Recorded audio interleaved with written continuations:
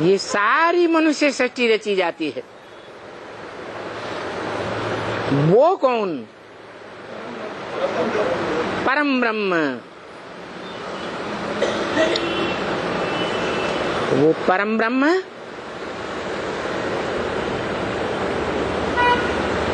पहली पहली रचना है, अव्वल नंबर की रचना है।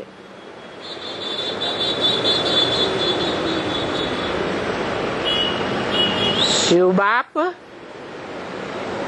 जो निराकार आत्माओं का बाप है, इस साकार सृष्टि पर आकर के जो भी प्राणी मात्र हैं, सब अपन को क्या समझते हैं? देह समझते हैं कि आत्मा समझते हैं? उन देह समझने वाली आत्माओं में पहला नंबर आत्मा कौन है? जो अपन को आत्मिक स्थिति में पहले पहले स्थित कर लेती है, परम ब्रह्म। जो पहले पहले आत्मिक स्थिति में स्थित करती है, उसका खुलासा इस सीजन की अव्यक्तवाणी में 5 दिसंबर के रूप में किया था। ये है बाप दादा का असली स्मृति दिवस। जब इस कल्प में पहली बार आत्मा रूपी बच्चे और आत्माओं के बाप शिव का मिलन हुआ।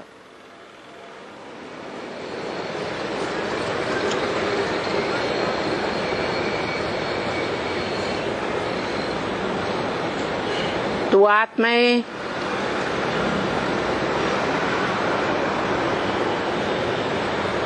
सदा काल कही जाएं, अविनाशी पार्टधारी कही जाएं,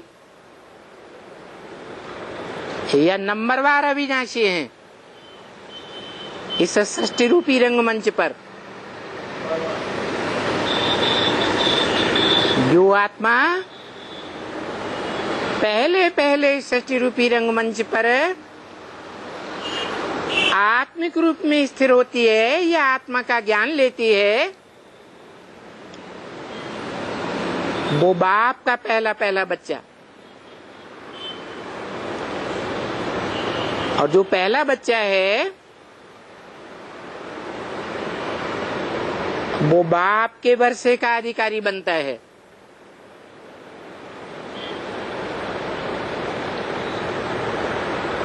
हिस्ट्री देख लो राजाओं की। यथा राजा तथा प्रजा भी होती। राजाओं ने अपनी राजाई का वर्षा कौन से बच्चे को दिया? बड़े बच्चे को दिया। ये परंपरा कहाँ से शुरू होती है? संगम युग से भी ये परंपरा कौन सी आत्मा शुरू करती है?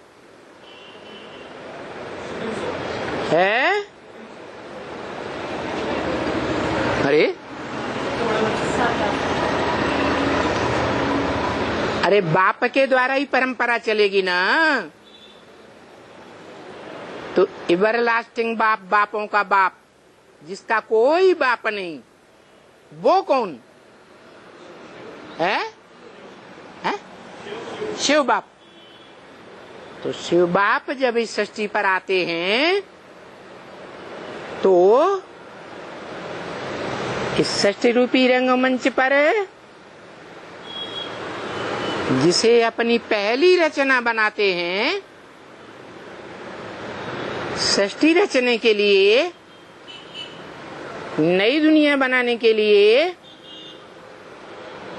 उस आत्मा को वर्षा देते हैं। बाप माना ही वर्षा।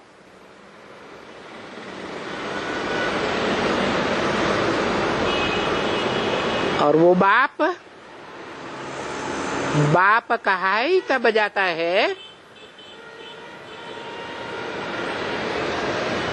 जो ब्रह्म वाक्य मुरली में बताया।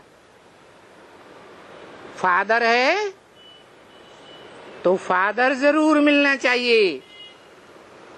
फादर कहें और फादर कभी मिले ही नहीं, वो फादर कैसे हो सकता? सारी दुनिया की जो भी आत्माएं हैं सबसे आकर के मिलते हैं। मिलेंगे तब ही वर्षा मिलेगा, मिलेंगे ही नहीं तो मुक्ति जीवन मुक्ति का बेहद बाप का वर्षा मिलेगा है? नहीं मिलेगा। मुक्ति जीवन मुक्ति तो साकार में होती है।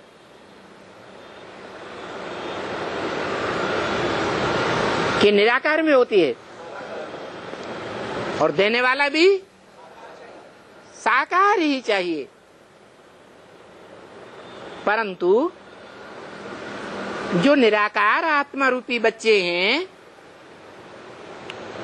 उन निराकार आत्मा रूपी बच्चों का बाप भी निराकार,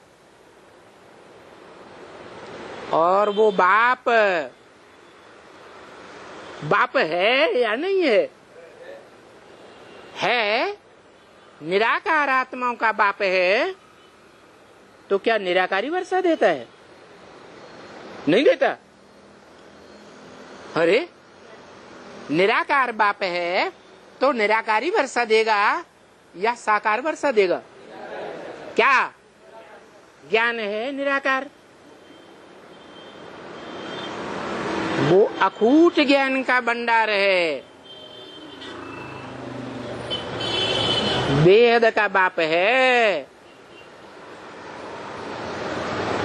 इसलिए गीता में बोला, नहीं ज्ञान सदृशम पवित्रम यह विद्यते। इस दुनिया में ज्ञान के समान पवित्र कोई चीज नहीं है। क्यों?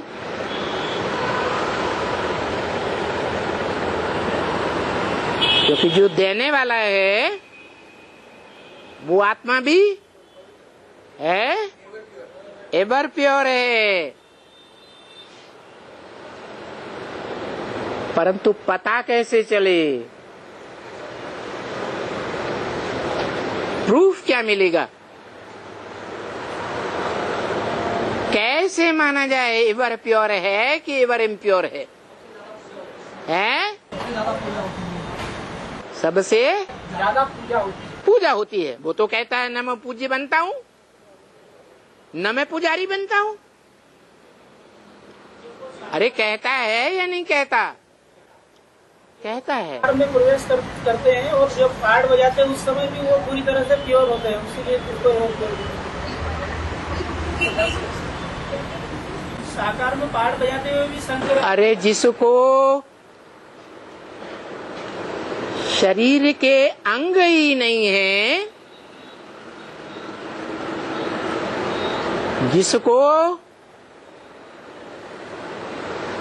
अपवित्र बनाने वाली सबसे जास्ती नीचे गिराने वाली इंद्रिय ही नहीं है, वो पवित्र और अपवित्र कैसे गिना जाए?